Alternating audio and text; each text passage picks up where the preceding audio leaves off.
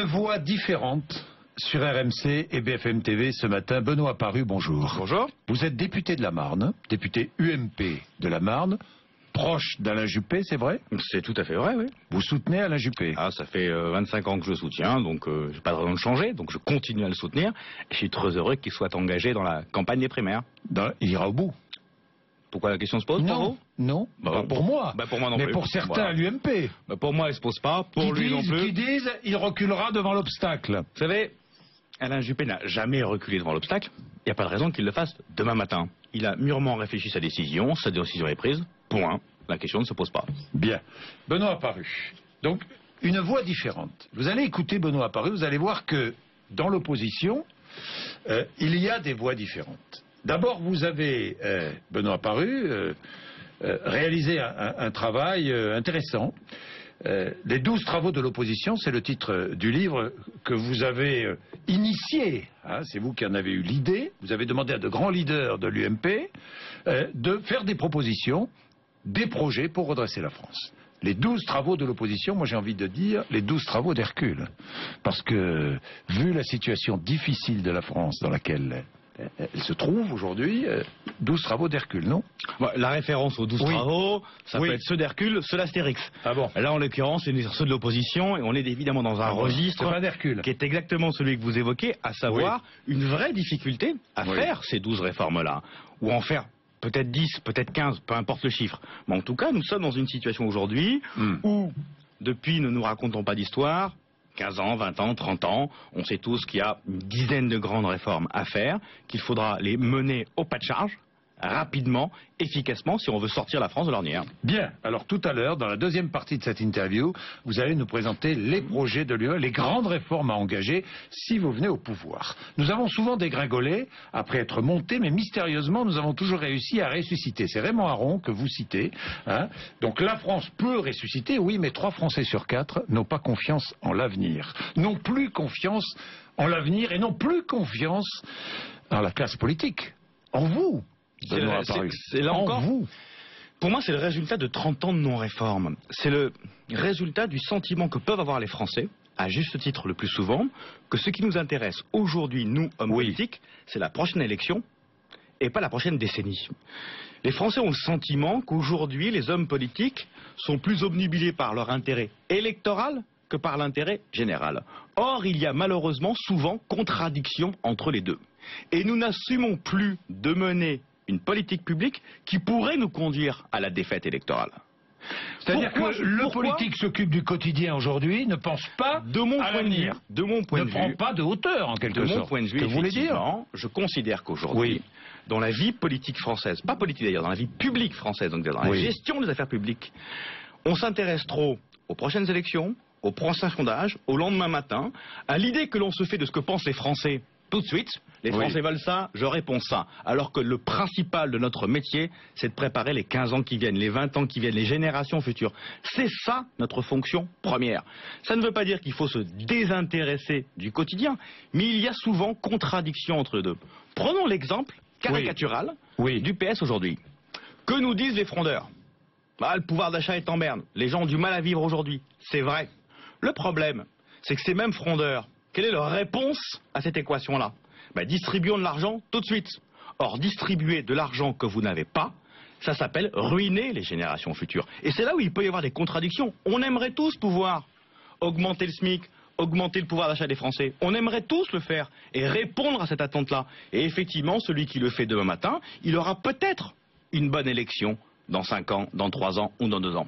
Le problème, c'est qu'il ruinera les générations futures dans 20 ans. Or, je répète, notre fonction première, ce sont les 20 ans qui viennent. Alors, 3 Français sur 4 donc n'ont aucune confiance en l'avenir.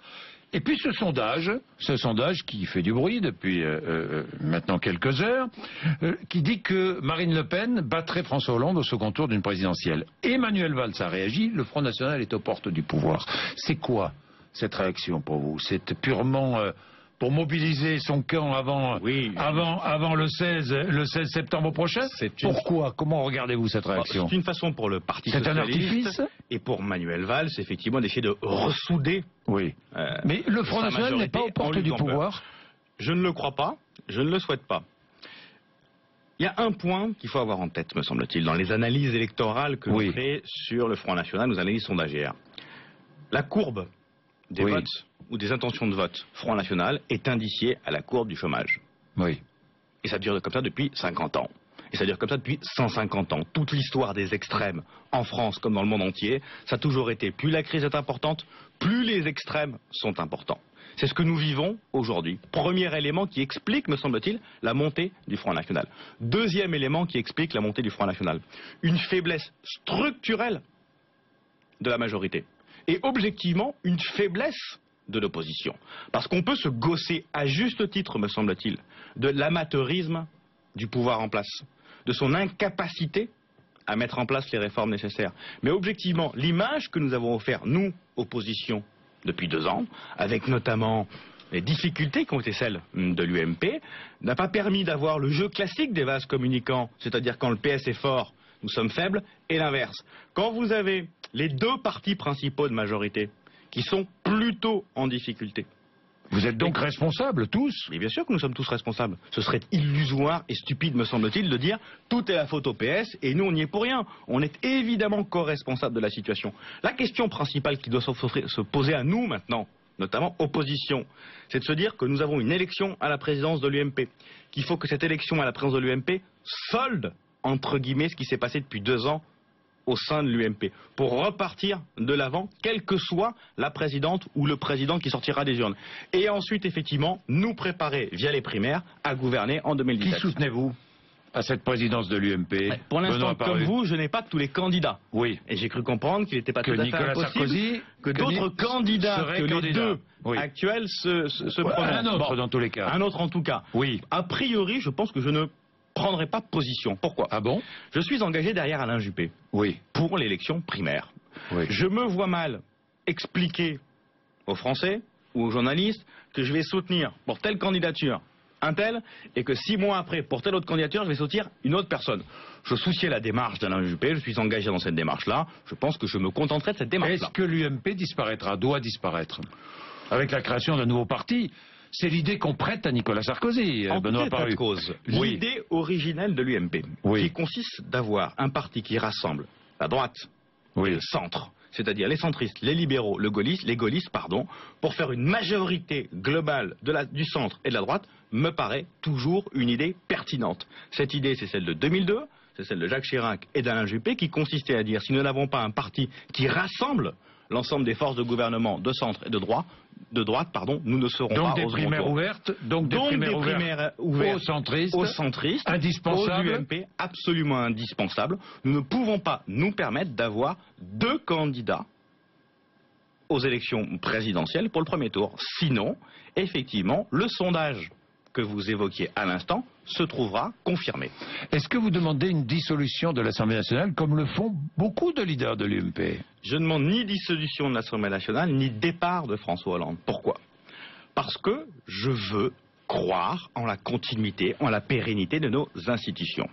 Je considère surtout que lorsque vous êtes dans une crise économique, sociale, politique, si vous rajoutez une crise institutionnelle en jouant avec les institutions, c'est ce que disait Manuel Valls hier, c'est étonnant, le feu. Vous avez le même discours. Mais tout simplement parce que je suis gaulliste, que je suis républicain, qu'il y a une constitution, que François Hollande, jusqu'à preuve du contraire, a été élu pour 5 ans, et qu'il n'y a aucune raison que ce soit les sondages qui dictent si un tel doit rester au pouvoir ou non. Il y a des institutions pour ça, on les applique quand on est un républicain, et on ne demande pas, me semble-t-il, une dissolution qui serait pour le moins hasardeuse. Quel risque? Mais le risque est très simple. Demain, dissolution. Bon, 10 députés Front National, ok. Et puis l'UMP qui remporte ces élections. Ça veut dire quoi? Qu'un président de la République dirait aux Français, en faisant une dissolution, j'y arrive plus, je file le pouvoir aux autres. Est-ce que vous pensez sincèrement que c'est comme ça qu'on va gagner? Je ne le crois pas. S'il y a dissolution, deuxième élément. S'il y a dissolution, vous acceptez de gouverner. Là encore, lorsque vous êtes un responsable politique dans une crise économique et sociale comme celle que nous vivons, évidemment que vous ne pouvez pas refuser le pouvoir. Si vous refusez le pouvoir, ça veut dire quoi? Que vous dites désolé, L'avenir des Français ne m'intéresse pas. Par contre, à la prochaine élection qui suivra, là, je veux bien le pouvoir. Non, quand le pouvoir est là, vous le prenez, vous l'exercez, c'est normal, c'est naturel. Mais la question qui se poserait à nous à ce moment-là, ce serait quoi? Ce serait de nous dire, voilà, nous sommes 2 ans avant l'élection présidentielle. Nous avons donc 2 choix. Soit on gère les affaires courantes, pour essayer de préserver l'élection présidentielle, et ce ne serait pas un responsable, soit on fait tout de suite, les réformes nécessaires pour le pays, et là, effectivement, on prendrait des risques électoraux lourds, c'est pas grave, c'est notre job, sauf que 2 ans après, là, le risque d'une arrivée de Marine Le Pen serait beaucoup plus lourd, parce que le PS ne se serait pas remis de ses déboires, parce que nous aurions gouverné en état difficile. Et donc, pour une multitude de raisons, je ne crois pas souhaitable que l'on fragilise les institutions de la Ve République. J'y crois à ces institutions. Il faut profondément les réformer, bien évidemment, mais pour l'instant, elles sont comme ça. Prenons-les pour ce qu'elles sont et ne jouons pas avec. Bien, Benoît Apparu, on va entrer dans les projets de l'UMP, mais je voudrais vous poser 2-3 questions d'actualité. Thomas Thévenoud doit-il laisser abandonner son siège de député? Je le crois, mais c'est son choix et c'est sa responsabilité. J'entendais sur une radio concurrente, oui. Pardonnez-moi ce matin, non, mais c'est pas grave. Un éditorialiste nous dire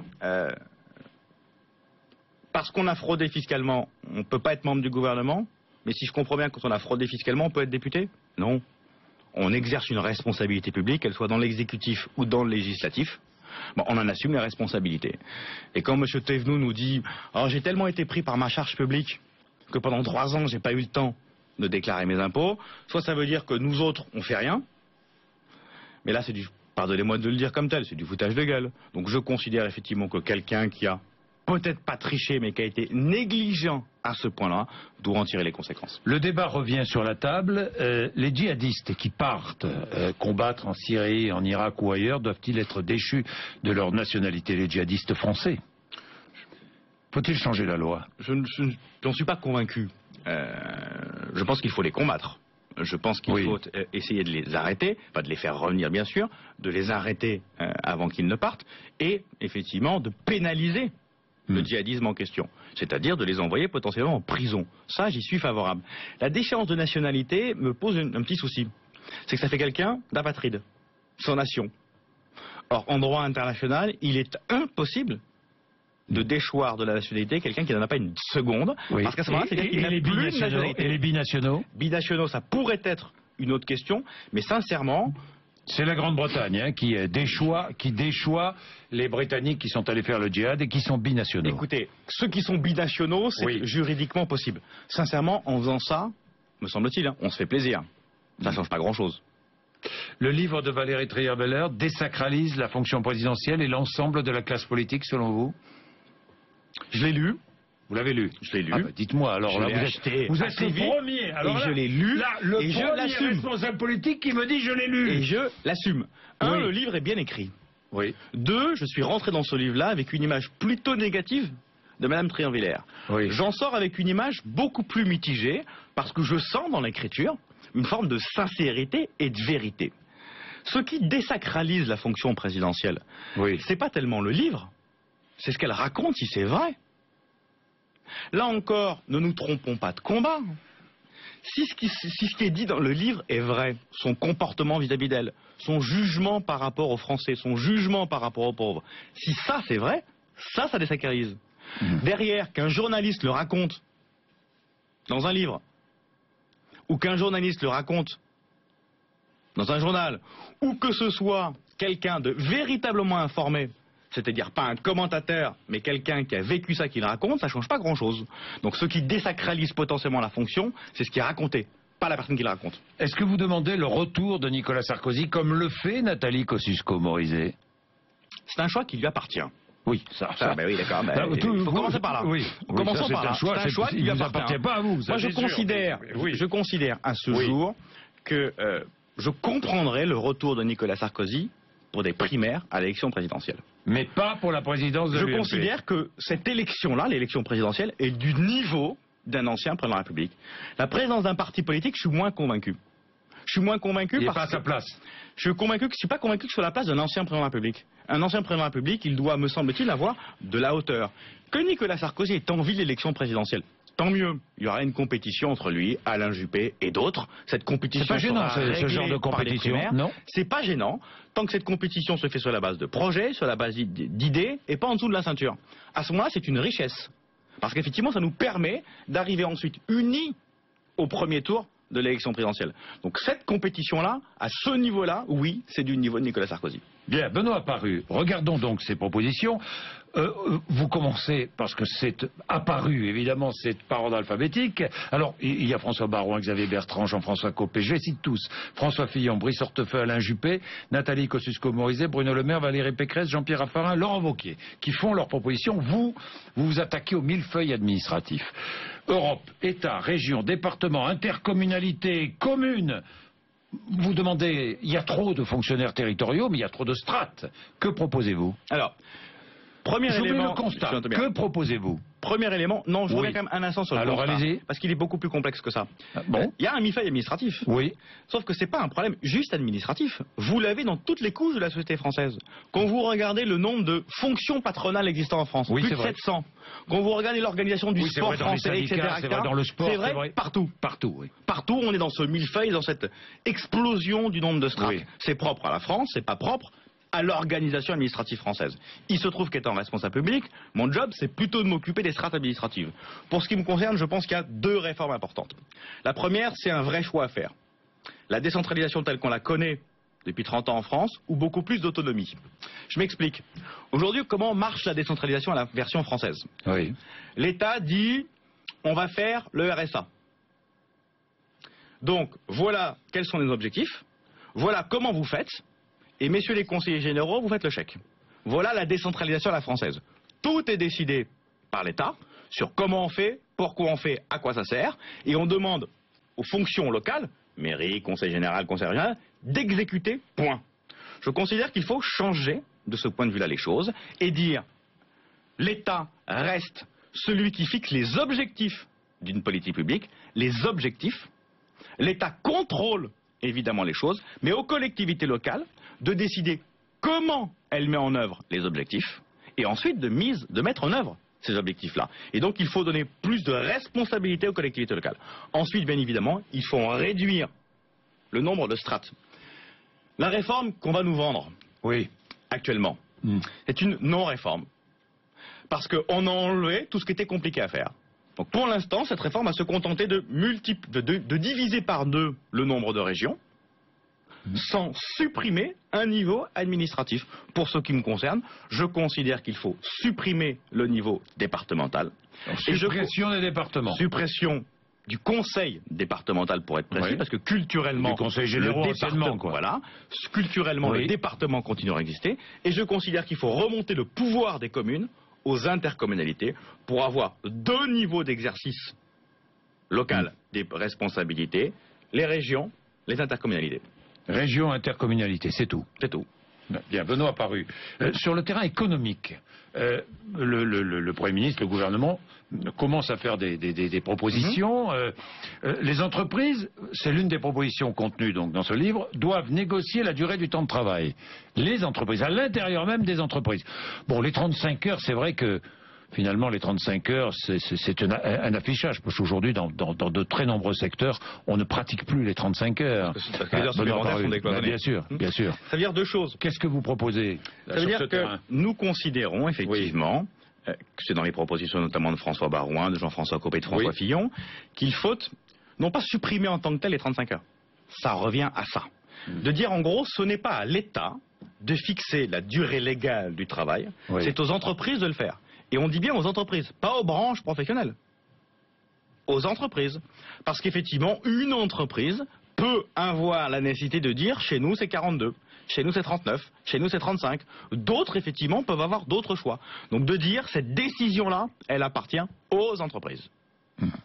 Et évidemment, dans la limite européenne de la durée du temps de travail, à savoir 48 heures. Mais ça, c'est quelque chose qui doit appartenir aux entreprises et non pas à l'État ou aux partenaires sociaux au niveau national, mais bien à chaque entreprise.